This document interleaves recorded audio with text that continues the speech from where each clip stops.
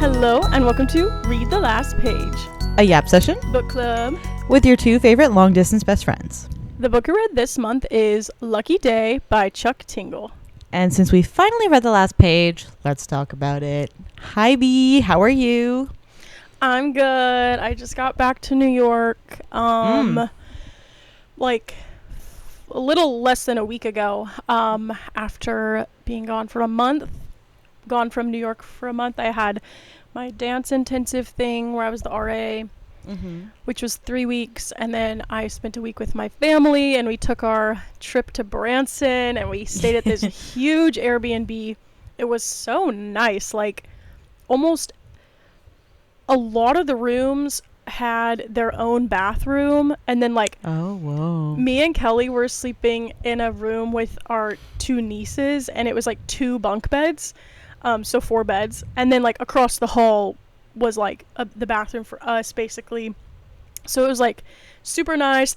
We had our own hot tub out on the back patio. There was a pool, like a community pool within walking distance. It was kind of crazy and chaotic, because there was 11 kids. Yeah. Ooh, yeah. But it was really fun because like all of us haven't been together like that in like a long time. And yeah, my like parents made like big huge dinners for us, and it was just like nice to have everyone together. So yeah, my oldest brother-in-law said something like, when all the kids were acting crazy, he was like, well, this is what marriage is, because I'm getting married in the next year. And I was like, no, actually, this is what having 5 kids is, and I never said I would have 5 kids. True. Yeah, exactly. But yeah, it was good.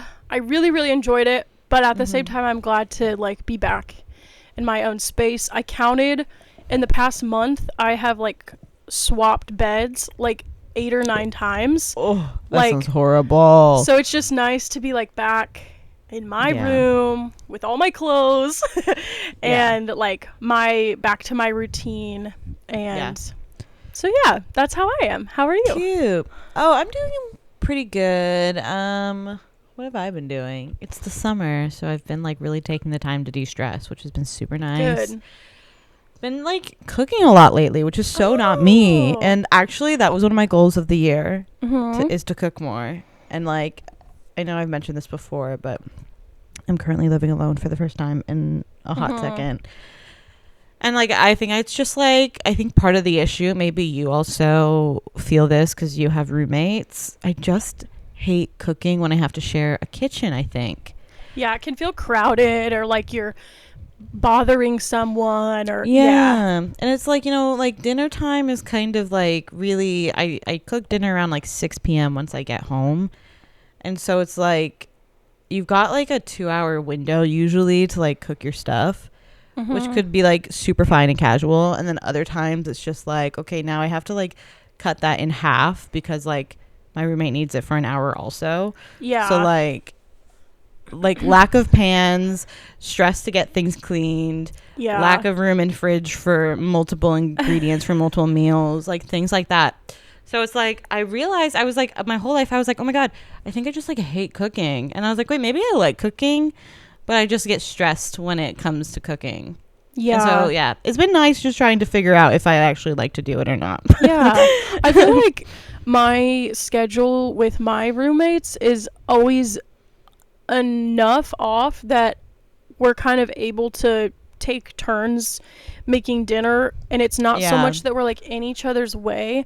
But I do totally feel you on like the not enough space. Like I wish that I could have like a back stock of like flour, sugar, like I don't know, like all the things that you would need to just like, all these spices and all this and that. And like me and my roommates do have some of that, but it's like you can't all have all of it. And there are some things that we share, but there's some things where it's like, well, but if someone else is using the flour 3 times a week and someone's using it once a month, then how do you, it's hard to balance. So it's just like, I find myself watching recipe videos online or whatever, and I'm like looking forward to the day when I have my own kitchen that I can have everything in my pantry that I want to have, and then it's like you can just whip things up a little easier as opposed to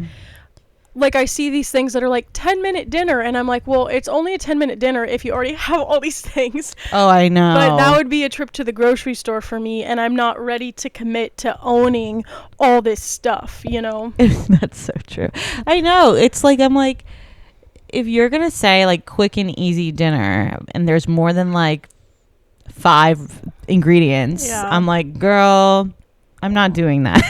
I love these ones that are like 4 or 5 ingredient meals from Trader Joe's, because it's like Trader Joe's is where I mainly grocery shop, so it's like, okay, I can do that because I know I can find those things. Trader Joe's is so nice too, because like you have everything's like packaged, like it's all Trader Joe's brands. Like, you don't have to, like, if you're watching like, for example, I'm on the hunt for like Friendship cottage cheese. It's just slightly more whipped cottage cheese. Oh. I can't find it anywhere. I have to go to a Whole Foods. It's like there's no grocery store in my town that like sells that. Yeah. If I'm watching a Trader Joe's recipe though, I know for a fact my Trader Joe's is going to have that. Right. So exactly. It's easy, and I know exactly what it looks like, and there's only one of them. Yeah. So the Trader Joe's that I usually would go to is the one on 72nd. But it's actually being renovated right now, and it's actually the busiest. I read this online. It's the busiest Trader Joe's in the world, and but I know. So it's like that. Okay, that just sent a chill down my spine actually, because like literally the worst thing about Trader Joe's is trying to navigate through it. Yeah, I don't even come from a busy Trader Joe's town. I can't imagine what you deal with. So I've been going to a different one that's actually miles wise, like straight line distance wise, it's actually closer to me, but it's less convenient because just the way the bus and the subway routes are, like it's actually easier to go to the one on 72nd because it's right off the subway. But anyways, I went to the other one. Seth and I went last night, I think it was, and it's like smaller, and I think it also is picking up some of the traffic from the other one being closed, and it was just like, it's like almost 8 p.m. Like they're only open for another hour, and it's like carts, like bumper carts, you know? And I'm like, it just was like a little bit stressful to me. Yeah. But that's also like, if you go shopping after work hours, like it's always like... Yeah, crazy. But I think the renovations are supposed to improve the flow and stuff. I think that's why they're doing it. So we'll see. Yeah, well that... I mean, Trader Joe's, I just always think, I don't know if yours is like this, but like I'm like, just get a bigger building. Yeah. Get a bigger building, and like we don't need to all be crammed in the freezer aisle going crazy. Like it's fine. Yeah. I don't know. That's crazy though. Yeah. But it is also nice though to have my own groceries again, like after being gone for a month. Oh my god, I bet. Yeah, I really enjoyed like when I was with my parents, because it's like I was eating, you know, like my mom and dad's home cooked meals, so like that was really nice. But like being at the intensive and like not having any jurisdiction over like what I got to eat every day was just like, and it's like, you know, the meals were fine enough, but it's like I was eating the same thing for breakfast every day. The lunches were just catered in, and they're like handmade. They were like fresh and good, but it's like sometimes it was like better than other days, you know. And then we were at the dining hall for dinner, and it's just like the same, you know, pizza and french fries, and it's just like, oh my gosh, like I need something different. So yeah, it's nice to be back. Like I get to choose what I'm eating. Yes. No, that would probably take me out. I would the thought of going back to a dining hall. Yeah. And it's like the girls that are staying there, like it's so exciting to them because they can eat ice cream every single night, and you know, and it's like that's fun when you're 15. Yeah. And I ate ice cream a lot too, but it's like I also was kind of like, I'm craving a vegetable.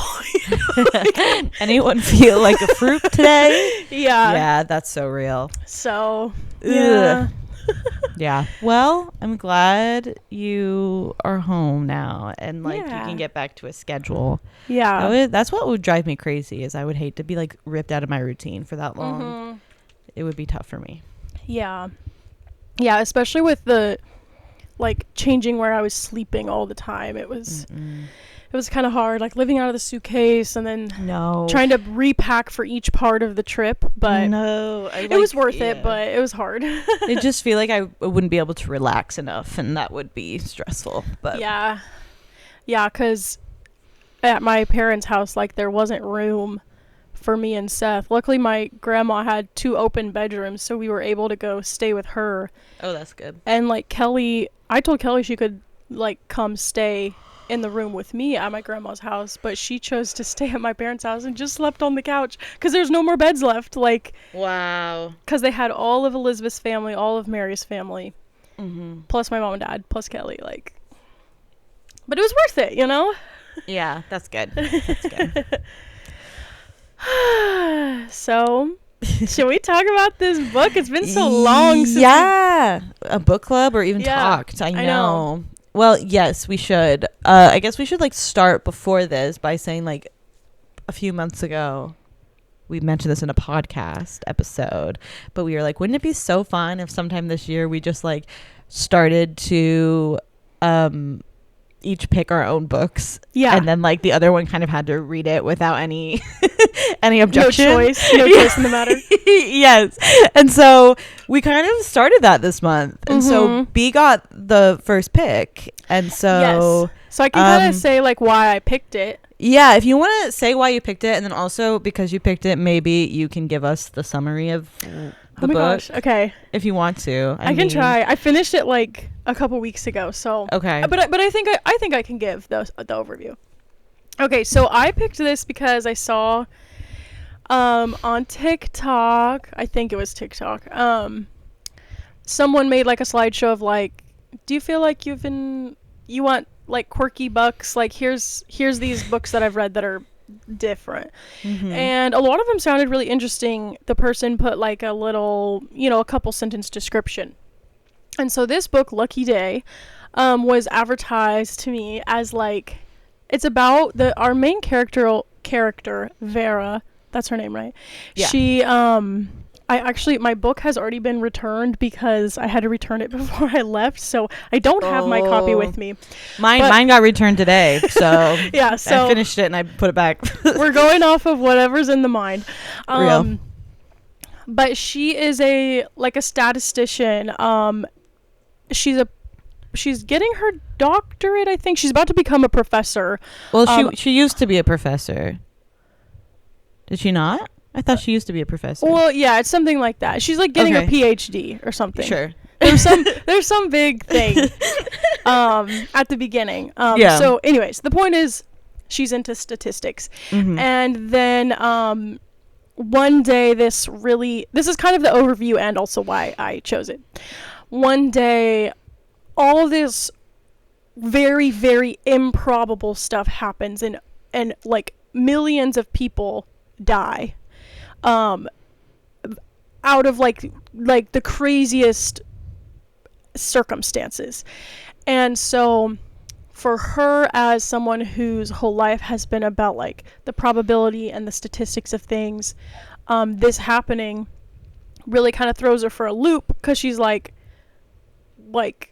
this doesn't make any sense based on the reality that I understand life to be. And so it kind of sends her into a spiral, and she kind of withdraws from the world, and then one day she finds herself back investigating sort of what does all this mean, and why did it happen, and why are things like this still happening. So that's kind of like the overview of it.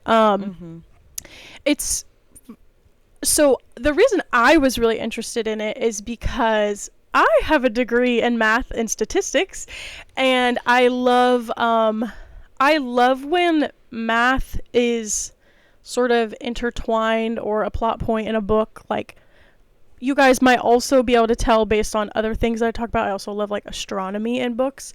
So I was really intrigued by the thought of like a girl whose whole life is statistics, and then this one day kind of uprooting everything she believes about the world, because it was so statistically improbable.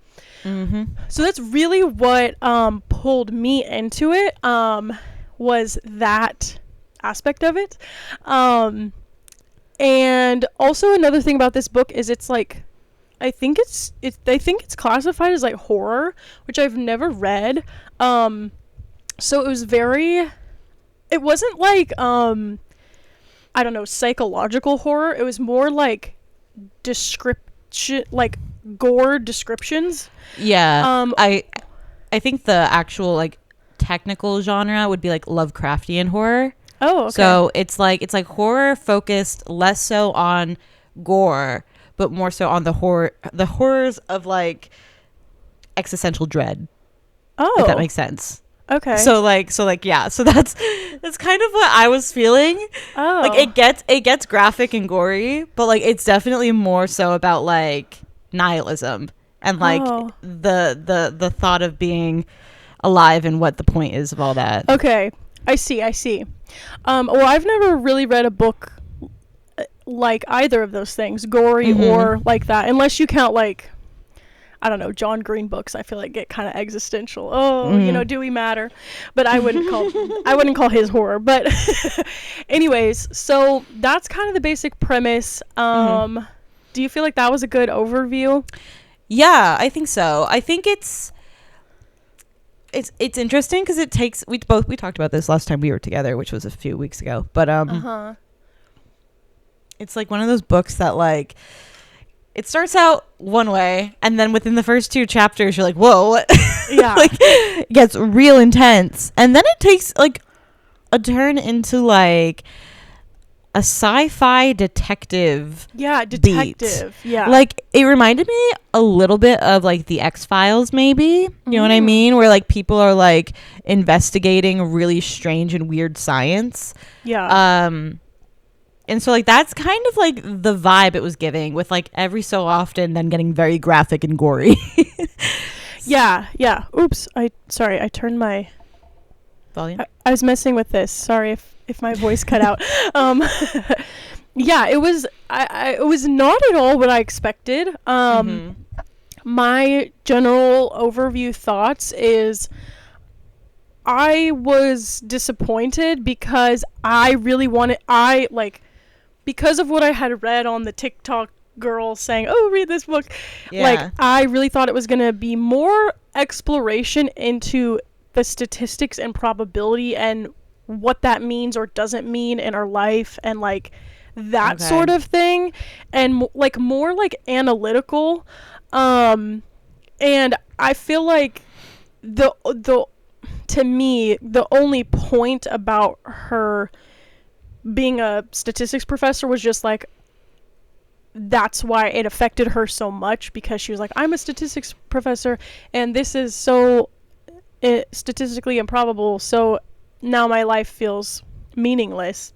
But I feel like we didn't get to really dive into what that really meant for her and what those feelings really were and how she really analytically was seeing the world. Because I didn't I didn't dislike, but I didn't care as much about the gorish descriptions. Like, I don't think it was bad or anything, but it wasn't like what I was going into the book thinking that it was gonna be about. Yeah. And but I will say, I like, while reading it, I was having I have a lot of notes because I have a lot of feelings on a lot of stuff. But I was thinking, if nothing else, like, this was something so different than what we've read on the podcast. So I was like, we tried something new, and like, again, I don't like it. I don't dislike it, but it's just kind of hard because I didn't feel like I got to read what I set out to read. Sure. Which is why I normally just go to the library and pick up a book, and like, I just read the back of the book it until it sounds interesting, and then I stop reading the rest of the blurb, and then I just read it because I just like to have no expectations. Yeah. But I thought I would try listening to someone on TikTok, and yeah, so That's so funny because like we kind of did the opposite thing where I'm very much somebody who I don't really like going into books blind. I mean, it's fine. Like I don't have a preference really, but I just don't usually do it. And this book actually I didn't read anything about it. I just knew that you recommended it and I said, "Okay, I'm going." And so you read it first and you were like, how far are you in this book? And I was like, I haven't started, so I don't know. And you're like, okay, it's kind of weird, just a heads up. And then I was like, how weird can it be? And again, it starts out so super normal. And I was like, it was totally fine. And then it gets really quickly quite crazy. yeah. And I remember being like, I did not, like, this was the last thing I was kind of expecting from this book, having not known anything about it going into it. But I do think kind of maybe to your point, like I think I liked it actually because at least more than you, because like I didn't know what it was. Right. And at first I think it really like freaked me out because I had no idea what I was about to read. And then once we kind of got into the groove of it, I was like, okay, this is a weird book. And I was able to really appreciate it for like kind of surprising me in that way. Even if I didn't love it, I wasn't like super passionate about it, but like just felt like an offbeat book, like a weird little charming, in its own way kind of book. So I don't know. Yeah, I understand what you're saying though about how like it was pitched to me as being a statistic book. There are some statistics in it. It kind of comes full circle on the statistics of it all, but like it's just I get it's not nearly probably as much as you were thinking. Right. Well, I wanted it to be more like science fiction, like instead of like, I don't know. I don't even know if you call it sci-fi, but just more horror fantasy. I don't know. I classify it as like a weird science kind of thing. Yeah. Where it's like, so like not like so much science fiction with like, it would never be like, wait, this is such a bad example, but like it would never be like Project Hail Mary or something. But like it's its own weird, cosmic fiction, cosmic science kind of thing. Yeah. But I don't know. Yeah. So it was definitely it was an interesting read. I'm trying to think if I have some other overall thoughts I had is I really took issue with the overuse of certain words. There was just I got a little bit I started feeling like I was just kind of reading the same thing over and over. I actually made a counter in my notes at page 98. I started on page 90 I said enough of saying retort, and then on page 98 I was like 99 I was like, I'm sick of the word retort. I'm starting a counter to count, and I counted like 11 times that it was used. And there was a few other words that were just like overly used, and that there's other things as well, but that is kind of like a little demonstration of I felt like this needed another round of editing. So the words on the page themselves, I kind of was getting frustrated like reading the same stuff all the time. And it's like it's one of those things where it's like once you notice, then you can't not notice anymore. And I didn't want to be annoyed, but I couldn't help myself. Like every time that word came up again, I was like, let's open thesaurus.com and just find something else. Or even just say like said, there's nothing wrong with just saying the character said. Sure. That's like valid. I love to spice it up now and then, but it's like we can't use the same choice every time. But yeah, I would say like like the girl who's posted this on TikTok, I would recommend this if you like something quirky and offbeat and different and like not, I don't know, like just like a little hidden gem, like something weird and random that none of your other friends have read, because it definitely was like nothing I'd read before, and it was interesting to read in the style of like this description of horror. And what's so interesting is in the past month or whatever, when I was reading this book, I had just watched Obsession and Backrooms, which are the two biggest horror movies of the year.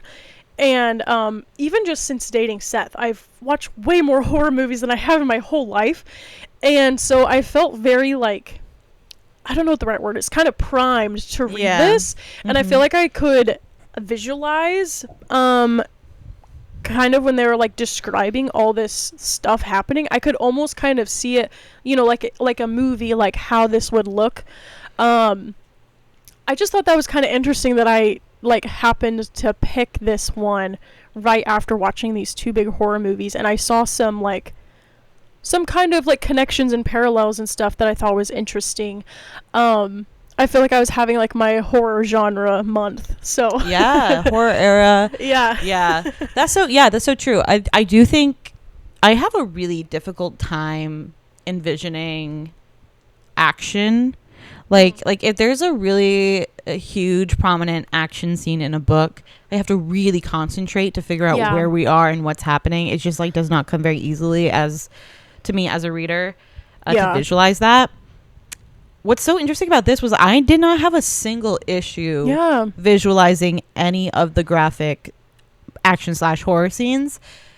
They were all like very visceral and like real. Like you could visualize it so easily to the point where it's like there are some scenes where I was like, I don't like that. I thought like saw that. I don't like that. I pictured that. I started this book before you, and I remember asking you like, are you okay with like reading about gore, because I know you don't love to watch it. And I was like, I've never thought about reading it if like that elicits the same disturbance, you know. I'm usually fine with reading. The only time I get like really creeped out with gore or horror while reading is like I've read like Stephen King before, and he's pretty good at doing the same thing that this author did.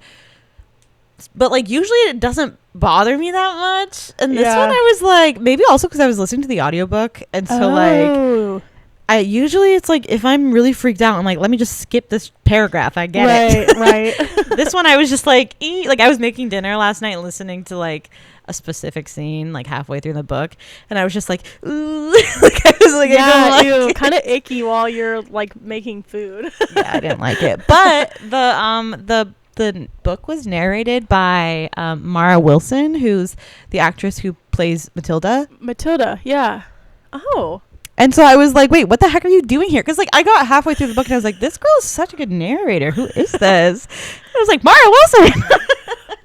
What are you doing here?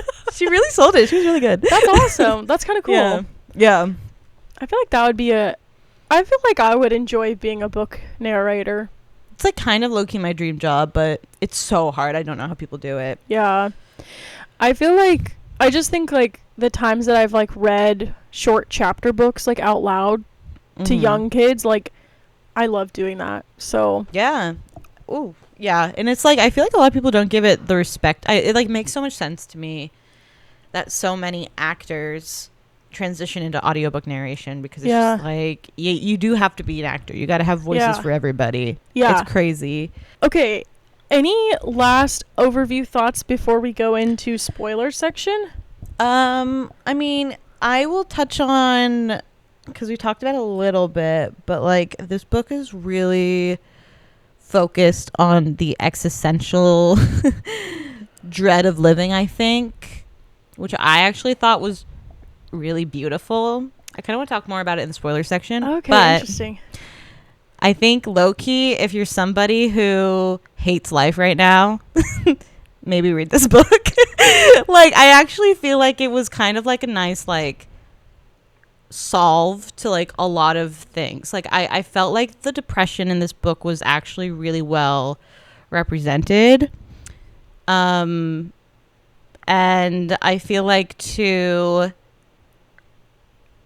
it I want to talk about it more in the spoilers, but it takes like, it's a very good arc, I think, for people who maybe need something to remind them about more positive outcomes in life, if that makes sense. Yeah. So yeah, that's kind of what I'll say there. If you're like a nihilist like me, I think you might like it, actually. So Me looking up feel what like nihilist means. just means somebody who like low-key is obsessed with the nothingness of everything, if that makes sense. So it's like, I'm not very spiritual, so it's like I get caught up in the cycle of, oh, nothing matters, so who cares? But which can be like super depressing, but it's also kind of like, oh, nothing matters, so who cares? And so it's like, it's kind of freeing in a way. So it's like, so very opposite of me. oh, sure, yeah. I feel like everything matters. Yeah, well, it's like kind of like, it's not a good trait, I don't think, to be a nihilist. I don't think I'm a full nihilist. I just get caught up in the fact where I'm like, I don't know, I don't want to get into it, but it's nice to see. It's nice to see ways that like it's kind of like shown in media as like, yeah, like you don't need to be scared of life. It's fine. Yeah. If that makes sense. So yeah. Nice. Cool. I feel like I come on here every day and like, here's my thought of today. Just like, girl, shut your mouth. That's why we have a podcast, is to hear your thought of the day. That's really cute. I also realized like halfway throughout you were talking, I picked up my, okay, just so anyone who's watching knows, I'm drinking a martini.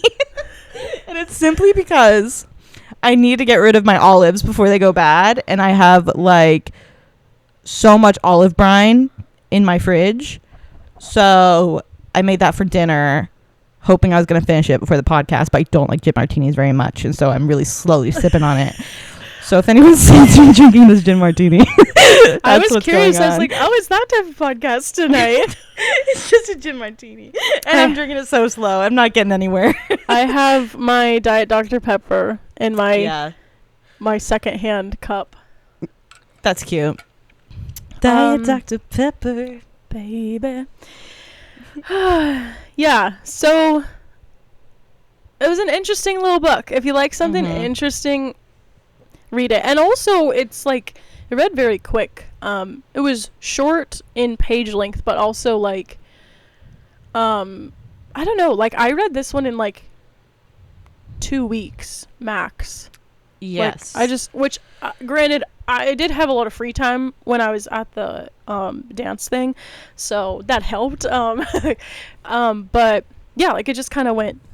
It was snappy. Yeah. I liked it. It felt very contained. Like, it was packed full of like a lot of stuff. I wouldn't say it was like it wasn't ever boring or moving too quickly. But like it felt like beginning was a story and the end was a story, and we just like, I love when it's just like, ooh, I don't know how to explain this. Like I'm gonna use this book as an example, but like everything in this book, like there's a story in this book, and it just felt like I'm like, if I look at this, I'm like, I'm like, this is a story. Like there's a little weird story inside this book. It's like a portal to me. I don't know. It's just interesting. That's the only way I can think of how to explain. I like that. Yeah, I don't know, but yeah. So okay, yeah. Sorry, you go. No, I was just going to say that's kind of how I feel about Rogue One in the Star Wars trilogy, or like the Star Wars movies. Like, I feel like that's why I love Rogue One so much. Because, okay, yes, it is part of all the rest, but I feel like the whole story sits in there. You know? Yes, it's like its own little weird thing. Yeah, you're so right. What were you going to say, though? I guess I was going to say that overall, final thoughts in the non-spoiler section would be, I liked it. I might actually look into other Chuck Tingle stuff, because isn't this a pseudonym, by the way? Yes, it is. Every time I say the name, I'm like, Chuck Tingle. Yeah. It's quite funny, but it's great if it's a pseudonym because, like, I love that someone picked that. But I want to look more into Chuck Tingle's stuff because I think they do a lot of, like, they write a lot of queer literature, which I thought was a really fun aspect of this book. Just because it plays a lot into her relationship with her mom, our main character's relationship with her mom, and that was a really interesting, like, through line. And so I'm like, I wonder if he or she, I don't even know. It's a guy. A guy. Okay, cool. Well, based on the picture in the back of my book, I mean, well, Chuck, Mr. Tingle. Chuck. There was like a paper bag over his head. Oh. So I don't know. But I feel like I remember the description of him having, like, saying, like, he. I'm going to look it up so that way I use the correct pronouns. Okay, his. So Wikipedia is using he. Yeah. So I'll use he. Sorry, that was so long-winded. Anyway, I'm actually really intrigued now. I want to look into what else he's done. Specifically if he's done, like, more horror. It seems like he might be have a horror niche. And I want to see if he does anything more horror-y. I liked the vibe of this. I just don't think I liked all the decisions. Yeah. So that's my biggest thing. But if he has this vibe with different things happening in another book, I will for sure maybe vibe with him more. But I still really liked it. And again, I'm always a fan of, like, a weird book. Somebody who took the chance to write something strange. That always gives the book more like it keeps its, like, lasting value to me in my head. Like I'll return to thinking about it more.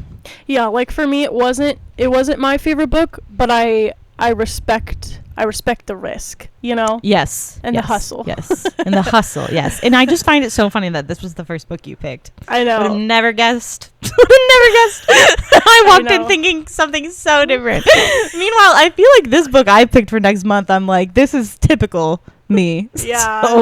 So yeah. Anyway, I don't know. We'll probably stick to something. I'll probably find something more like sci-fi next. I think it kind of fits though, because, like, we always talk about how you don't really have a specific brand when it comes to your taste. Like, I can tell sometimes when I see things, I'm like, oh, Laura would like that, but like sometimes you'll just pull out something like, oh, I watched Obsession and it was amazing, and I'm like, okay, random, but yeah, go off, girl. It was. So was Backrooms. Oh, Backrooms. Yeah, we should talk about that sometime. I just watched, Seth and I just went back to see Backrooms again because there was back to the Backrooms because there was like a new release with, like, extra footage at the end. So really, yeah, did that, like, improve the story at all, or was it just fun? It was more just fun. It reminded me more of, like, Kane Parsons, like episodes that were on YouTube. It was sort of like kind of like watching one of those, but you know, with actual actors and not just like, it wasn't just computer like animated. But yeah, like it was fun to watch. It wasn't like life changing for the lore, but it was.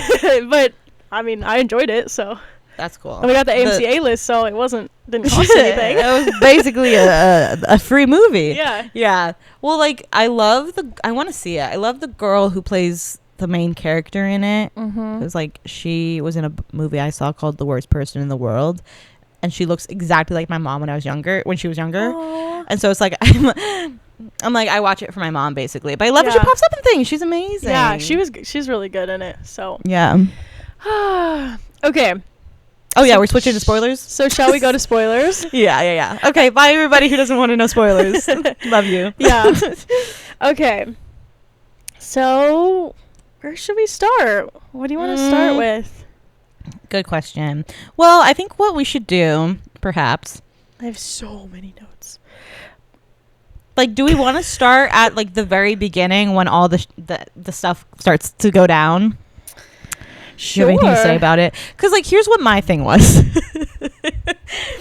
I was like, oh my gosh, we're at a restaurant with our biphobic mom and our girlfriend, and fiance. We're publishing a book. Oh yeah, fiance, you're right. And we're publishing a book today, and this is so huge and amazing. And then, boom, mom dead. It took me, by the way, so long to figure out what was going on. As visceral as it was to see, I was like, why are there monkeys here? And why is there like, I was so confused with like the optics of like what was happening. And we're supposed to be confused, of course, because our girl Vera is also confused. And I like that in the end, we kind of like we come back to it and things are wrapped up in a way where it's like, so tell me about the monkey. Like, how'd the monkey with the typewriter get into the restaurant? Yeah. So that was nice. But I was really like, I genuinely felt so turned off by this book in the first 2 chapters because I did not like what I was reading and I was so confused. Yeah. And then I was so relieved when we time jumped about a few years. The thing that I wasn't liking about the beginning is, like, my very first note that I wrote is, my first impression is that their personalities are too cookie cutter. It just seemed like, oh, sure, it was just like too obvious. Like, the young adult woman who has a girlfriend, but her mom is like too religious to see her way. It just felt very like. Then later I wrote, it's feeling a little elementary to me. Like, I'm like, okay, we understand these are the tropes that are at play, but I feel like the characters weren't much beyond their trope.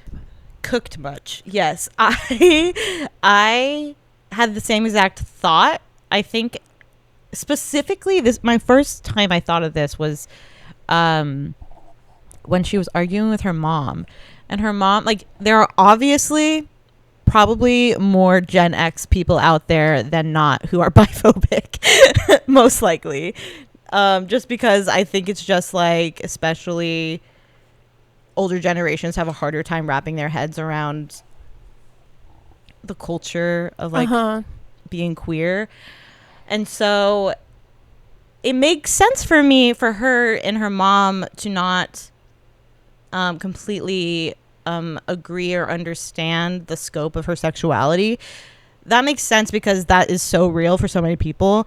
The way every single hateful line was delivered was so like too pitch perfect of like, yes, I stole this out of like the most obvious way I could say this. Like, I just didn't feel like it was nuanced enough for what that conversation would actually be. That's exactly, So, yeah, like that was kind of something that I thought a lot too. And throughout the book, I did have a hard time kind of connecting with our characters just because they felt like too distant from me. Mm-hmm. I felt similarly. I agree. You put it into words really well because it's like, I'm like, yes, I know that this dynamic happens, but just the way it was happening, I'm like, it wasn't telling me anything about who these people were besides for just a girl with a female fiance and the mom that doesn't approve, like, you know. But I also felt similarly with Vera and our main Agent Lane guy. Yeah, Agent Lane. I felt like there was just this kind of goes into what I was saying earlier about, like, I felt like I was reading the same words, the same thoughts, the same scenarios over and over. Like, she's so nihilist, as you would say, and he's kind of, I don't know if I would say happy-go-lucky, but just like, he's just kind of like, let's get ice cream, you know? Yeah. And she's like, I hate my life. And it just felt like they were having the same conversation over and over of her being like, well, I don't really care about any of this. And he's like, but you came along, didn't you? And then 30 pages later, she's like, well, I'll do it, but, you know, I don't really care about this. He's like, but you haven't left yet, have you? It's just like the same. Right, like, we get it. I'm like, who are you guys beyond this one interaction between each other? You're kind of really right. Like, I feel like I wrote down in my notes, hashtag grumpy versus sunshine. Because, like, that's kind of, like, she very much someone who half glass empty, he's half glass full, if you were to, you know, categorize them into that. I agree. I felt like there was always something, like, I wanted more from both of them. I think Agent Lane and the distance I felt from him makes so much more sense as we get into the later half of the book. Mm-hmm. But like as my main character, I kind of thought it was really interesting. I was like, how is it that we are so in your head, but I still don't feel like I have you figured out outside of these 2 or 3 things? Yeah. And it wasn't like I didn't root for her, and it wasn't like I didn't like her, and it wasn't that I didn't kind of relate and connect to a lot of the things she was saying. But yeah, there's something about it. It didn't feel as like 3-dimensional. Yeah. For characters, that didn't make sense. She didn't feel like as 3-dimensional of a character. Yeah. As what I kind of was hoping. Yeah. And I think sometimes like in a more sci-fi or fantasy or like fantastical book of any nature, sometimes the characters aren't as fully rounded out as they might be in a girl in a situation type of book. But I'm like situation. Yes. But like I felt it was too flat, or like the plot wasn't caring enough for it to be okay that we weren't really knowing about the characters, because so much of it is about her existential dread. So it's like, so the personal inner character development, it was supposed to be a big part of the story that was being told. Yeah. But it felt like it wasn't dynamic for a lot of the book. It was just the same. It was the same struggle throughout, and there wasn't a lot of change happening until, like, I would say right at the very end. I think dynamic's a good way to say that. I feel especially because, okay, I just think it's not to my personal taste is kind of where I'm landing on it, because outside of like the side characters, so like the mom, and then like her fiance, the minor part that we had with her, and then like for sure, what was her name? Denver, like straight up antagonist out the comic book. You know what I mean? Yeah. Very much like, well, what are you gonna do about it? You know, kind of that vibe. Yeah. But if we are kind of talking about our 2 main leads, Agent Lane pulls a major betrayal on our part, and I think it makes sense that he's housing a lot of secrets about his true nature that only come out in really heightened moments. And then also on the other hand, it's like Vera, yeah, when you're someone who is like really depressed and doesn't see much of purpose in life, I think it does make sense that she's a very flat character. Yeah. She's not making much improvement. She's not seeing the need to do anything. She's like, for the most part, actually like spacing out, and like every time she tries to care, she pulls herself back from it. And I think like that does make sense for her character. I do think there was probably a more interesting way to have pulled it off for both of them. I think I like your word dynamic. I would use that. Like, I want it to be a more dynamic, like these to be more dynamic characters than they ended up being. But I understand kind of what the intent was, I think, with all of them. Yeah. It just wasn't my personal taste. Yeah. TBH. I basically felt the same way, and while I have had periods in my life where I have been depressed, it hasn't, and it was very real, and those times were very hard. I tend to have a more general positive, like not pessimistic outlook on life, a more optimistic outlook. And so I felt very frustrated reading Vera's like inner thoughts, because I was like, well, if this was me, I wouldn't I wouldn't handle things like this. And obviously not every character needs to act like how I would act.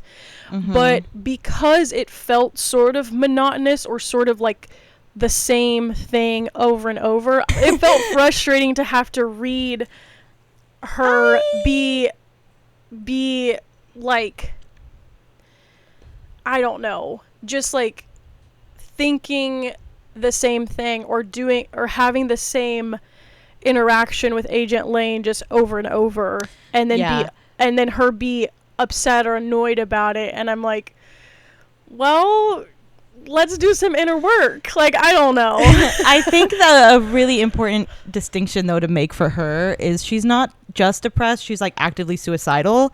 Like, she's not wearing her seatbelt, she's hoping cars crash into her. She's like, she knows the probability of everything, every choice she makes is kind of in like through the lens of, okay, well, maybe this will actually be the thing that takes me out. And so I think when you're thinking like that so much, it's like, yeah, it turns you into a zombie of sorts. Yeah. And so it's like, you know, I had a lot of empathy for her. I felt really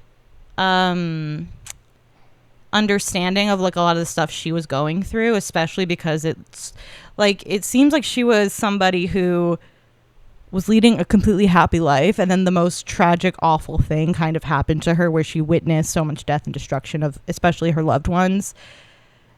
And like, I loved like the idea of her constantly, like, she tried to like open herself up. I'm thinking about like the cat. She gets a cat at the beginning and she's like, I'm feeling myself like love this cat, I'm gonna go buy cat food. And she comes home and the cat's dead, and she's like, nothing is gonna work out for me, like this is what I should have expected. And so I think it's just like, you know, I understand getting annoyed with her, but I kind of liked the way that it was portrayed, where she was just in such a low depth. Like, I was really interested to see kind of how she was going to get out of it. Like, we even got to a point where like maybe like 3/4 of the way through where you're like, yay, she's going to see kind of like the brighter end of things. And she's like, this still doesn't make me happy about being alive. It was like, oh, okay, well.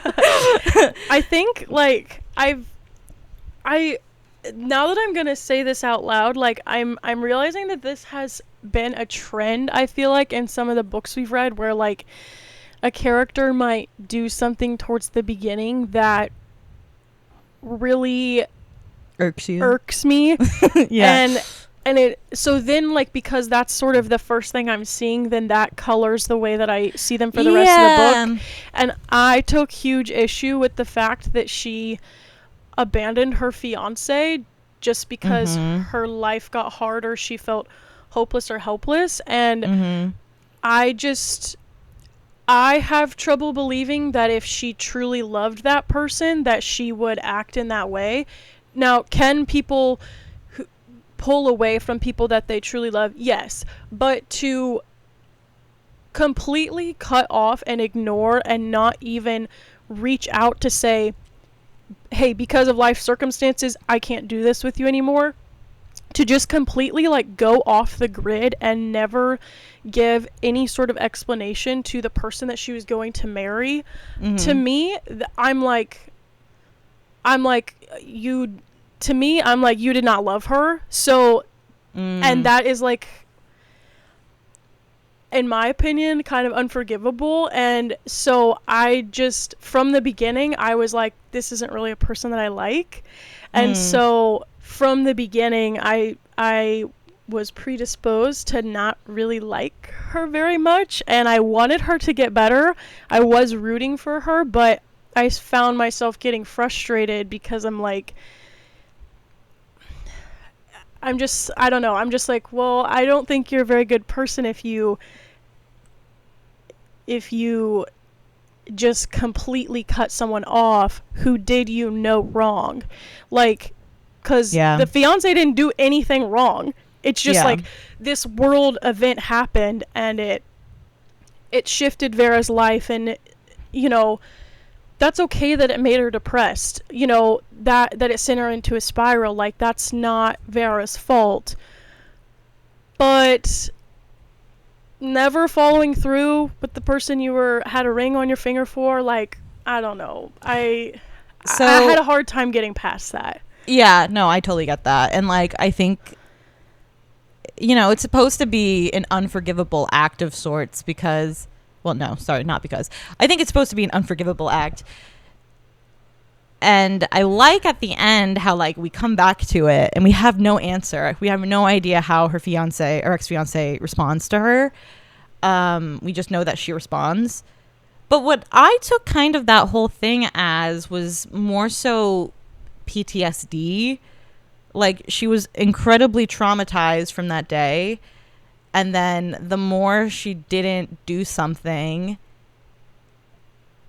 the more stuck in her spiral she got. And then it all kind of leads back to her relationship with her fiance. She's probably thinking, I would have never been out there if I didn't have a fight with my mom. Like, my mom wouldn't have, and I wouldn't have witnessed that. And so it's like, I think while it's not like defensible, I do think it's like, or defendable, I do think it's like I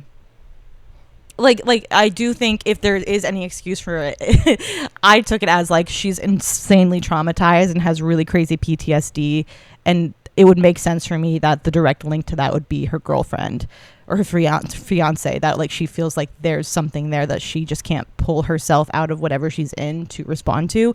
And I don't think it's supposed to make her a good person. I think that's kind of what also is eating her up alive and making her spiral into her nihilistic thinking. Yeah. Especially because at the end, when she's realizing that she is not nothing, she is not nobody, and there is a reason for her life, the first thing she does is call her ex-fiance to try to make amends. So it's like, for me, I felt like that was going to get tied up, and I was kind of like waiting for her ex-fiance to come back into her life.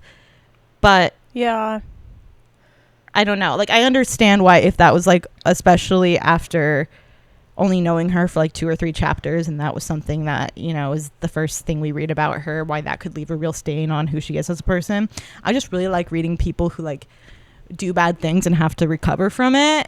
Like, I really like books about people who cheat, because I'm like, how are we getting out of this mess? That's like my worst nightmare, is to read that. Yeah. So it's like things like that. I like seeing people do things that are kind of inexcusable, but they come out the other end.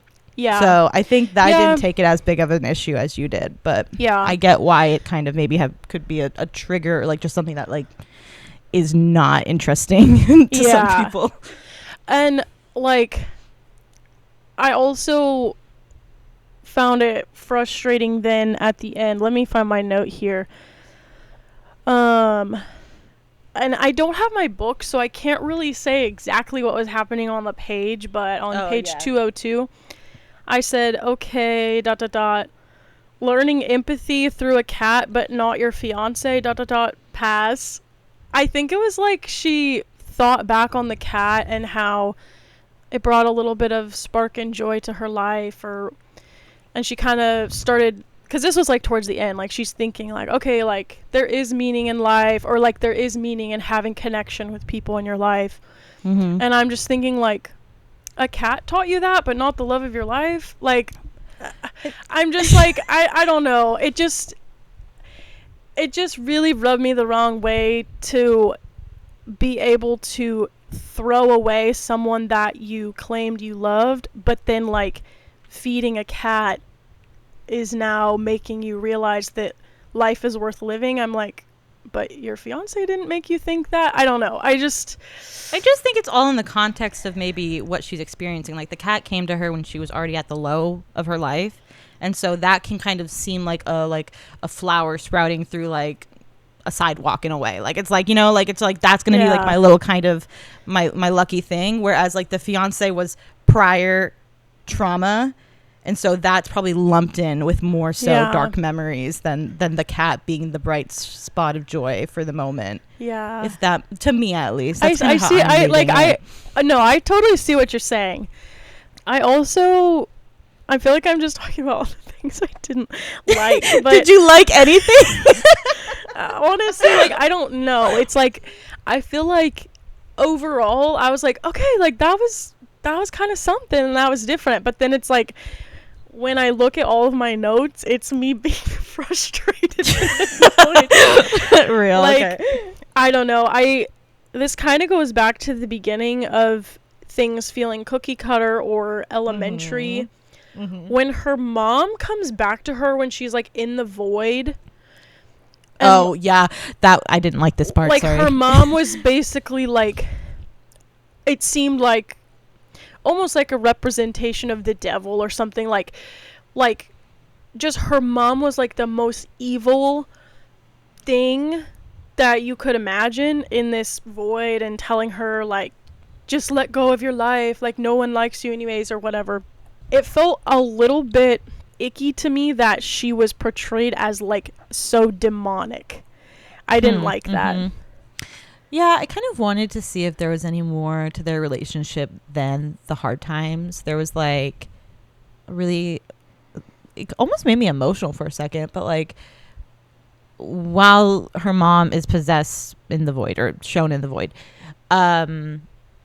she like calls out her name, and like Vera remembers it as being something like, she's like, just like she did when I was a child. Mm-hmm. And like in my mind I was thinking about like, oh my god, yeah, like their whole history of being mother and daughter, and like there's obviously love there even if it was never shown to us as readers. And yeah, and I think in a more perfect world for me, what I would have wanted from the book was to get, and I know I'm using the word again, but like a more nuanced take on that relationship. Yeah. And to see more depth to like how they were prior to her mom being quite like spiteful and rude to her. Yeah. It just feels like a very like one-dimensional take on the mom, but like, and like I see how, yeah, when it's shown up again like that, it can cookie cutter elementary, all the terms you use, Yeah. I totally see and understand that and agree.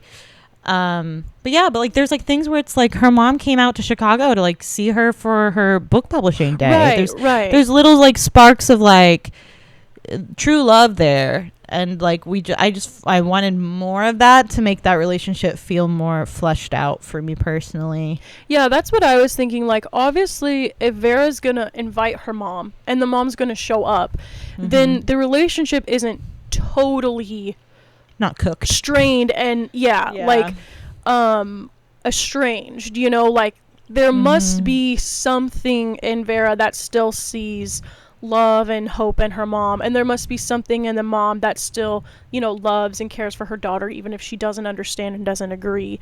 So then to just like read the ending where like now her mom, the portrayal of her mom is like this evil manifestation, was just like, whoa, like why are we going here? Yeah I don't know, that's a good point. Oh, you know what's another thing I was thinking about too? Well, okay, also here's the thing. I wonder too, I this is why I also want to read more of his work. Like I want to see how else he handles maybe tension in relationships amongst like queer children and their parents, or like inside of like romantic or like platonic or just like all of that, because I feel like this felt like a book. I would never give this book to my mom, but like if I were to be giving a book to somebody of my mom's age or like of her generation or older, I'm like, this is probably the way to like kind of get your point across, that people who are hateful and spiteful towards bi people, this is a good way to be like, oh yeah, like like I would never say that, so you're so right, like we have to like rally against all these homophobic people. So true. But I'm like, I do feel like there might be like a more poignant, interesting way to portray that, that doesn't feel like, because also I'm like, a lot of the people who are probably reaching for books in this author's bibliography is like, I feel like also people who have read other queer books or even identify as queer themselves, and it's like I'm sure like they know well enough kind of all this without having to need it so spelled out. Yeah. And so it feels like the more uninteresting way to have kind of that sort of character play out. But yeah, I don't know. I think probably other people might find interesting things in it that I'm not seeing, but yeah. Another thing that was like spelled out is at the end, 225, I said, why are we being fed what Chekhov's gun is? Like, why are we being told explicitly how you used this plot device or how you concluded it? We did this a couple times. Another one that annoyed me was the butterfly effect. I was like, don't tell me what the butterfly effect. Also, Agent Lane should for sure know what the butterfly effect is if he's on this case. Yes. He's smart enough to know what the butterfly effect is. So it's like, I get the reason why, if you're going to use it, maybe you're like, I just want to make sure my audience knows it. But you need to trust your audience that they're either going to know the simple terms you're giving or they'll look it up. Like if she mentioned the butterfly effect in like relationship to the case, and I didn't know what it was, I just quick pop on my phone. Yeah. But like it was really spoon fed, and I thought that was really interesting. That's like okay, again, I'm not saying that every main character that shares traits with me would have to act just like me. Sure. But like sometimes when I read books where the main character is like into math or statistics or science, astronomy in the same way I am, I'm like, the things, like some of the things like the butterfly effect or whatever that she would like was so intrigued by about statistics, I'm like, this to me sounds like it's written by someone who doesn't know much about math and statistics. Like, that's just like such a, I'm not like hating on the butterfly effect and how, you know, it is cool and it is an interesting thought experiment, but I'm like, if you've studied all of this stuff at the collegiate level, like, that is not going to be like your go-to. Yeah. I'm just like, there's like way, and so that played into like, again, more of my like disappointment of not really getting like the statistics or the analytical side. I'm not saying like it needed to be so sophisticated, but I was just like, this is just not like that compelling, because I feel like that's just like something that most people know. So it's not like this secret to mathematics that, you know, I don't know. Yeah, that's so true. I didn't think about that, but you're right. Well, like I found it like especially weird. I'm okay with you feeding the audience things that you're like, this is important for the story and I do want to make sure you know it. I get it. But something about the way that Agent Lane didn't know what the butterfly effect was, I was like, that feels out of character. Yeah. Like that feels like crazy. Like a 12-year-old probably knows what the butterfly effect is. Yeah. No offense to anyone out there who doesn't know what the butterfly effect is. But like I just like felt like I was like, that's pretty basic. Like there's a whole movie based on this that I feel like it gets referenced every single day. And like same with Chekhov's gun. Like I'm like, anybody who's written a story before should kind of understand the principles of Chekhov's gun. But and also if you don't, like you can look it up pretty easily. Like I think that you explained it to me a few years ago when I hadn't heard of it, and it's like, it's like, because you were talking about, it's not like the book said it in the book. It was just like implemented. It was actually just used. Yeah. And you were explaining to me like what it means and where it came from, and it's like, now I know. And if I had read this book and not known, but it's like, but why would you even write out Chekhov's gun in the first place? So it's like, was that used in just like her narration? That wasn't like used in dialogue, right? That's another thing, is there was a few times where she was directly talking to the reader. Yeah. And it was so odd because it wasn't consistent. It was just like I feel like when the author needed to go off on a tangent to tell the reader something, and the only way to do that was to have her inner thoughts be as if she's like talking to us. It was like, it was odd. Yeah. No, I think you're right. There was a bit of, I don't know if it counts as breaking the fourth wall, but like it in a way. I don't know. What were we talking about before this? Did I interrupt you when you were saying specific? I don't think so. Okay. A few other things that were said way too often was the word quell. And I don't think I caught that. It was so often. I think as I read the audio or listened to the audiobook, like I think a lot of this, like the words you got caught up on probably did not register weren't, like, to me in the them. same way. Yeah. And then she also talked about humans being like meat or like a bag of meat a lot. Yeah, I got that. I'm like, because that grossed me out every time. Yeah. A lot of things. I actually had several like text to movie with the back rooms, and I can't remember exactly what they are now because I didn't really say, I didn't really give description, and since I don't have my book, but I like had just watched the back rooms and then I was reading this book, and there's a lot of things that like they had similar imagery, I guess I would say. Okay, that's cool. Yeah, I was trying to figure out, because I kept thinking it was a lot of different things, but like nothing was a clean comparison. Like, I mentioned the X-Files. to the point where, like, I don't know if you felt this. I kind of felt crazy low key, but I was when Agent Lane was first introduced to us, I was like, why am I picked up on a vibe? Cut to, I'm gay. Oh yeah. Him telling her he's gay. And I was like, oh, where was my vibe? Like, I don't know where I got that from. And it was just like so not at all romantic. And I don't know why. I just was like, oh, something will probably happen. I don't know why. I just completely thought that was gonna happen. Oh yeah. And Yeah. nothing happened. It was also so weird to me that she then said their whole interaction where she's like, yeah, you don't have to explain feminism to me or explain something to me because, like, I'm bi. It probably wasn't feminism. And he's like, okay, sweetie. I'm like, this is so weird. It was kind of, again, and I hate saying this because it's like, I want to know so badly what, like, the implication, the intention of kind of writing it out like this was.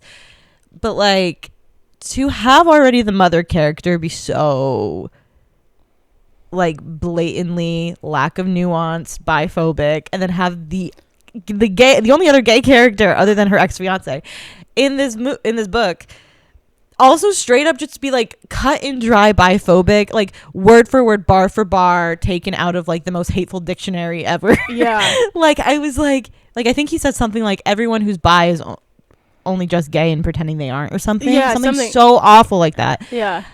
And I was like, what? Why is everyone talking like this? Like, I was like, there needs to be a better way to have this conversation. Yeah. At least for me. I feel, I don't know. Yeah. I want to know so badly what the intent was. Yeah. But I don't know. Like, because the thing that I was seeing was that, like, she was having her existential crisis because she's feeling like people are telling her basically that she doesn't exist in the literal sense. Right. Or right. her identity doesn't exist. And so then that's making her feel that she doesn't exist in the literal sense. So, like, I saw the train of thought, but it just felt like clunky. And I'm just like, I don't know. I'm just like, like, I don't know. I don't know. I think maybe when you're trying to especially have a link, like quite like straight in the way that you were just explaining, where biphobia is such an awful thing because it's genuinely taking away a person's identity. It's like devaluing someone as a person. It's quite literally dehumanizing in a way. And so to have that arc in the story may be the best way to get that best across was to do it as blatant as possible.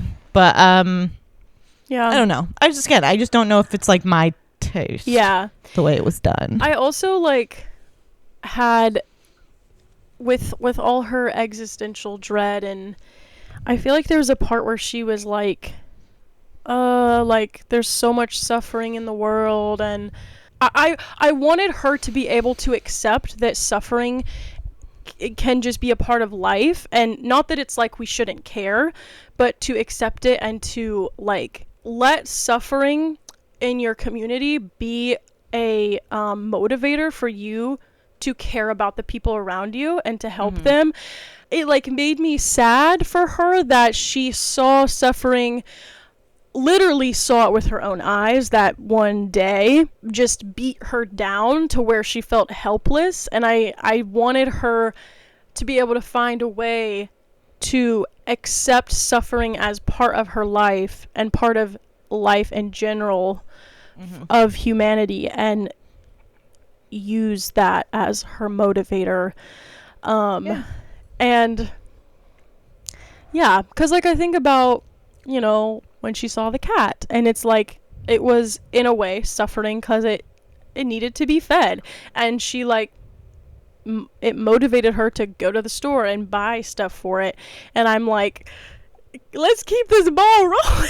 We need to extend this. The cat matters and the cat was important, but we needed that ball to roll to extend to herself and her fiance and her community that wherever she lives, Well, like we do see that, like, you know, I like the way that it happens in small waves. Like at first you're thinking, you know, like she's not, she's got like so little passion in life. She's like, I find it a feat that she even went to the grocery store.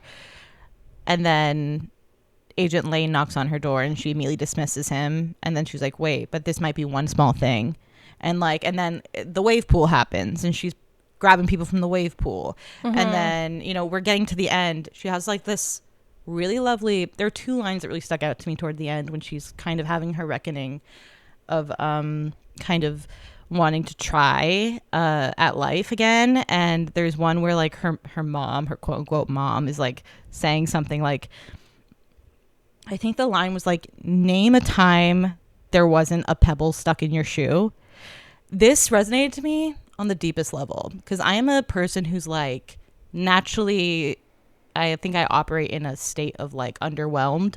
And so it's like a lot of times I'm thinking back on my life and I'm like, oh, like if only I could go back 2 years ago, 3 years ago, so much better back then. And like genuinely I'll read a diary or like I'll like look back on like conversations I had with people or people tell me stories about myself from like high school or middle school. And I'm just like, oh my God, I think I've just like constantly felt bogged down. Yeah. Pebble in the shoe. However, what I like about it is like she comes to this point where she says, oh, this is so real. She literally thinks that being depressed, not trying at life, thinking of no future, no tomorrow, no afterlife, whatever, like no point in anything, is something that is like her state of default because it's easier at this point for her to do that instead of trying seems too hard when you're so far in the pits of life. Right. And she has this moment where she's like, I'm not going to waste, because she has this whole thing where she's like, it was actually a statistic improbability for me to even be here. It was so exceptionally rare for me to have even made it this far in life, to even have been born. And isn't that cosmic fate beautiful enough that like you're not going to give that up because nothing is easier? Like giving into the nothingness is the easier feeling and choice to make. And that's kind of what like sends her down a path of like, I'm gonna actually try to write myself, which I think is the best way to kind of talk to somebody who, that's why I'm like, if you're somebody who like isn't very like, is kind of glass half empty, I think this is such a good book to read. Like I want to know what other people are thinking. I wrote down in my notes, I said therapists love her, because I was like literally like truly, I have yet to read a book where somebody was like so like naturally for the entire time of like almost the entire book like depressed and consistently finding ways to reaffirm herself that like her state of being is the correct one by like everything. Like it's like you read about a car crash on the news and you're like, yeah, this is why it's like nothing matters and I don't want to be here anymore, stuff like that. I like that confirmation bias. Yeah, it's such an easy like kind of like hill to start, you know, rolling down or whatever, but it's also such a hard one to get, like it's a hard thing to get out of. And I think the way it was actually done at the end was really moving for me, and I felt like I was like I that felt natural. Like I was like, that's actually kind of like the most natural way for me to like understand why she got out of her funk like this. Yeah. Especially when like so much of the book, she spends 3/4 of the books feeling this way, and so much was happening and nothing was changing her mind, and then we have a huge reckoning toward the end that like kind of like wakes her up, and I liked that at least. Yeah, I do like when people take a moment to think about like how precious and rare it is that they are alive. I know, I always forget about it. I'm like, wait, that's so crazy actually. Yeah. Also, this has kind of like, this book has a real I call it like the Rose from Titanic arc, where I haven't seen that movie because I'm scared. I've never seen it either. But there's like a specific arc that happens in that where the main character, Rose, she starts the movie incredibly depressed and stuck in like a really hard situation where her family wants her to marry somebody who's quite abusive and just not a good man. Oh. And she's on the boat and she's like she decides she's gonna jump off the boat, and she gets saved by the main character Jack. And so Rose starts this book off wanting to die, like actively suicidal. And throughout the movie, especially when we get to the part where like the ship's going down and she's probably like she's thinking she's going to die, she starts actively fighting for her life. She starts realizing how badly she doesn't want to give up. Yeah. This happens in this book where That's it's true. like we start for so much of the book. She is truly like not wanting to be here, and then we get to a point at the end where she actively saves her life. Mm-hmm. Because she realizes that she does not want to give up, that it's too precious of a life to waste for like anything, like just like for anything, for the man to get what he wanted, for like her to not try, for whatever, you know. So That's also sounding like the ending of Pippin. shout out, we got magic to do. Like literally, because they're like, Yes. be our final act, jump in the fire. Mhm. And he's like, wait, I don't want to do that. Why do I have to like remind myself about the plot of Pippin? No, let me tell you, when I was in that musical, I had no idea what was going on in that show. Absolutely zero idea. I saw it, I think maybe twice with you in it, and I don't know if I remember anything. I don't think I was picking up on one plot. Basically, at the end, he's like feeling down on his life because he wants to matter so much. He's like, you know, I'm not the one for boring True. things or whatever. That's not the word lyric. I gotta find my corner. yeah. And so all the players are like, why don't you do this awesome finale for us where you jump in the fire? It's so creepy. Because you will matter so much, because this is going to be the biggest, coolest finale that we've ever seen. And wasn't your life so boring? So this is going to be not boring. And he's like, wait a second. Yeah, right. Well, like, that's low-key, like, this isn't a perfect comparison, but I've watched Cabaret recently. And, like, I remember seeing the Patina Miller production of Pippin, where she plays the leading player, Queen.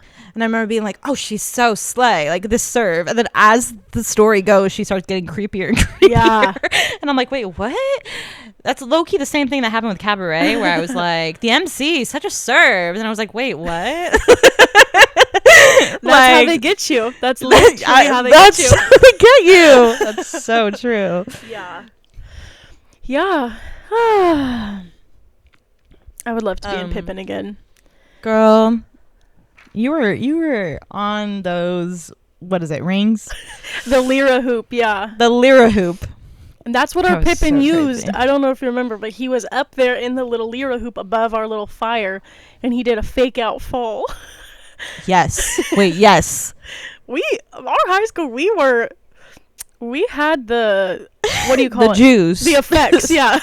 Okay, and I was looking into, sorry, this is going a little too far into everything, but the Jimmy Awards happened recently, which is the high school theater competition. And I was looking into our high school specifically, and I was like, have we ever had any contestants like be submitted to the Jimmys? We haven't. Actually, the one year we were maybe able to, which is 2020, because we had somebody nominated. It was canceled for COVID. Wow. So I was like, wait, we could have. Anyway, but like I found out what our budget was for our high school theater production. Girl. It was a lot? Yeah, more than I was expecting. Yeah. I was like, wait, okay. I like low-key was lobbying throughout high school, like, why do sports get everything? I was like, wait, we actually had a pretty sizable budget. Yeah. I didn't realize. No, because we rented the silks, the trapeze, and the hoop for like at least a month. That's crazy. They were just in our theater. That's so wild. And you guys were also like, you guys rented out a studio to learn all that. Yeah, right? we got to go learn it. Yeah. That's pretty good. And like the outfits were really good. I still put it on my resume. I'm like Pippin and Lyra stuff. Like not Pippin specifically, but just all my special skills like acrobat. Like Lyra hoop training. And I'm like, if someone hired me and was like, okay, we need you to do that, I'm like, I would just go take a few lessons and be ready. Like, true. Yeah. I would do that too. Yeah. I get it. But it's never gotten me anywhere, so. I mean, I've never had to use it again, but. But yeah, so this book, Yeah, like, there were things that I appreciated about it. I definitely didn't hate it. I actually gave it 4 stars on Goodreads. So, like, that's actually leading towards a more favorable review. Wow. Yeah, I just think because I thought it was like a really, again, we didn't even talk about, by the way, Lane being a hashtag traitor, but that's fine. We don't really Yeah. have to get into him. I just didn't really care about him. Well, like, I was like really intrigued about their whole relationship, but I was, especially when we started getting weird, because like the second he kind of snapped at her, I was like, why are we yelling? Like, that scared me actually. And then I was like, okay, that's kind of like a strike on your record, Lane. Like, I'm keeping my eye on you. And there were like little moments where like she was really overwhelmed, especially when they were in the desert before everyone started getting taken out by like flies. She was like, I'm really nervous. And then she looked at Lane and she was like, and then that gave me like a sense of peace. And I was like, okay, like they really were growing close. Yeah. And then I felt like his flip was really, no, it wasn't jarring because we got a lot there. Like, it's like, obviously we found out about his brother technically killing her mom. The butterfly effect of all that kind of, I think, made us lose a little bit, even though it wasn't his fault, but it just kind of worn on whatever relationship I thought they had a little bit. I don't know if that made sense, but and but I was like, why don't put your gun away? Like, I was like, why is he pulling his gun out right now? Well, like, I feel like what's interesting now that I've discussed with you and my opinions have been opened up by your thoughts is, in a way, if I'm remembering the ending correctly and his turn, because it's been a few weeks, but kind of basically, correct me if I'm wrong, he kind of just used Vera as like a means to an end, and she was like disposable to him, but her expertise was what was needed. And so in a way that kind of reinforces to Vera that she, not that she doesn't exist, but that she doesn't matter as a individual, unique person. So it is interesting that she, even in the face of that, so directly, comes to, finding a little bit of purpose and a little bit of self-worth, even though she's realizing, like, the person that she opened up to and trusted didn't really care about her specifically. Yeah. But she still learns to care. It's like she took back her autonomy in the situation, which is quite powerful. And I think it's just like, it's always interesting to me when it's like the one I kind of felt was not the like comic relief, but like the more like sunshiny character, the easier to like character. Then like takes like a massive left turn. Like I always find that so interesting, and it never fully, when I say interesting, like it's like I'm always just like, oh, why'd we do that? Because it doesn't actually like compel me very much. I'm just always like, okay, sure, like I just get disappointed, and then which is the point, but like whatever, it can still leave me disappointed. And so, like, I was kind of bummed about it. But at the end of the day, it's kind of like I was just happy she wasn't left with no one. I think I was worried about her being left with no one. And then there's the little hint of, like, hopefully she can either rekindle things with her ex-fiance, or, like, she has enough drive now that she can forge new relationships, no problem. But that's what I'm hoping is, like, my outlook is that they find closure. I think that if I was the fiance in that situation, I would not go back to her, but my hope is that they could have conversation, apologize, whatever, find closure with each other, and move on in a hopeful way in both of their lives. Yeah, I don't know, because it's been years, so perhaps she's completely a different person too. Like, who's to say how like everything impacted her? Right, that's true. But yeah, okay, well, I think I can't remember what I was saying before I got like super sidetracked by my Lane comment. Oh, I don't remember. I think I was just saying that I low-key liked it a lot. Not enough to be like, you were like, giving a lot it more 4 than I stars. thought. Yeah, I gave it 4 stars, and so it's like I definitely didn't dislike it, and I like the fact that it feels very like I was mentioning before, like a contained story. Like it just feels like a book that if I just had an afternoon free, I would really recommend that to people to read, because it's a quick book you can get through, and it really transports you into a completely different world, atmosphere, feeling, like whatever. So I just like that. I feel like I don't read books like this very often, and it felt like a weird, almost gem of sorts. Yeah. So yeah. Yeah, well, it definitely, whatever that girl on TikTok said, like weird books that you haven't heard of, it definitely fits that. Yeah. Yeah. But yeah, it was an interesting read. I don't. Yeah. While I don't think I would classify this as one of my favorite reads, I don't regret reading it. So yeah, that's good. Yeah, that's good. I still like. And it, for me, it was a page turner, because I was like, I need to see what the resolution of this is going to be, you know? Yeah. And I mean, again, I think the pacing was just really well done. Like, the second we kind of get into the investigation of things, I'm like, ooh, we're off. Like, where are we going? Like, what's going on? So, yeah. And I think it could make a good movie. Ooh. That's a very good take. There were things where it's like, so I've seen a lot of like horror TV based on like other novels. Like I'm thinking specifically, I watched on Netflix The House of Usher, which is the television show. Didn't finish it because it freaked me out too much. But the pool scene specifically, like it reminded me of a scene specifically from that TV show, and I was like, it truly feels like I'm watching a different type of movie. Like it felt like that, but like I was just like kind of directing it myself or something. And so yeah, I can totally see it being a really interesting horror book or movie. Sorry, what am I saying? Sorry, Jesus. But I think low-key, I'm like, okay, if we're gonna do that, call up Mara Wilson, because like, girl, when I tell you she could play Vera, pretty good. Yeah. Well, yeah. Also, I have no idea, how old was Vera supposed to be? 27. Yeah. Okay, so she's our age, which again, crazy. Wow. Okay. But yeah. So that's my take there. Mara, keep your phone line open. Mara, truly. I think she narrates quite a bit of Chuck Tingle's work, so I'll have interesting. to look into it. Yeah, you should do another one that she reads. Yeah, true. Okay. All right, are we ready to wrap it on up? I think that's it for me. Okay, sweet. Well, let's wrap it on up. Okay. Thank you, everyone, for listening to Read the Last Page. Our music and illustrations were created by the talented Sage Timothy.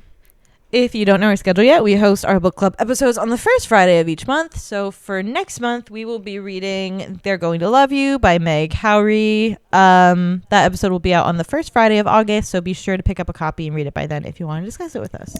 Before we get to the last page, though, we'll see you in 2 weeks for a catch-up episode, where it's just your besties talking, and I think it's going to actually happen this month. True. You can listen to us on your podcast platform of choice, or if you'd rather watch your podcast, you can find us on YouTube at Read the Last Page. And for now, we want to say bye from B and Dan. Bye.